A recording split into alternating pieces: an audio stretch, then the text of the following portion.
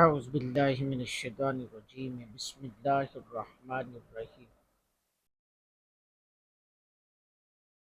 پارہ نمبر 30 قرآن پاک کا آخری پارہ الحمدللہ شروع ہے، جاری و ساری ہے۔ سورۃ الانشقاق سے آج آغاز کرنے جا رہا ہوں۔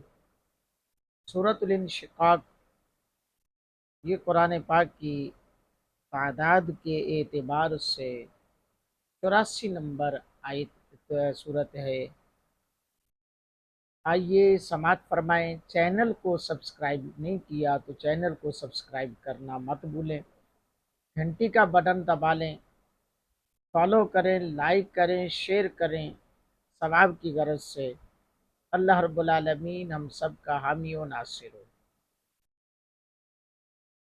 بسم اللہ الرحمن الرحیم۔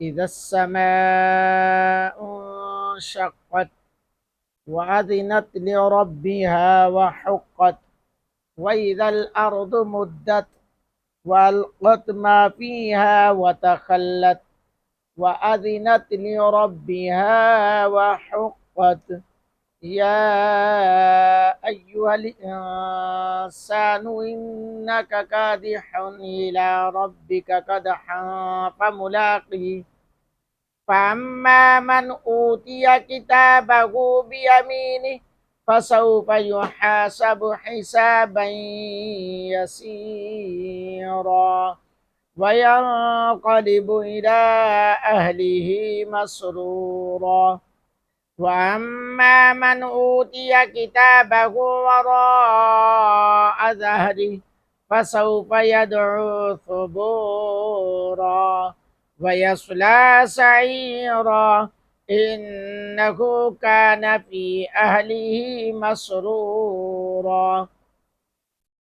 إنه ظن أن لن يحور بلى إن ربه كان به بصيرا فلا أقسم بالشفق والليل وما وسق والقمر إذا اتسق لتركبن طبقا عن طبق فما لهم لا يؤمنون وَإِذَا قُرِئَ عَلَيْهِمُ الْقُرْآنُ لَا يَسْجُدُونَ۔ یہ آیت تلاوت سجدہ ہے، آیت سجدہ ہے۔ جن احباب نے یہ آیت کو سنا ہے ان پر سجدہ تلاوت قرآن جو ہے واجب ہے، وہ سجدہ تلاوت قرآن ضرور فرمائیں گے۔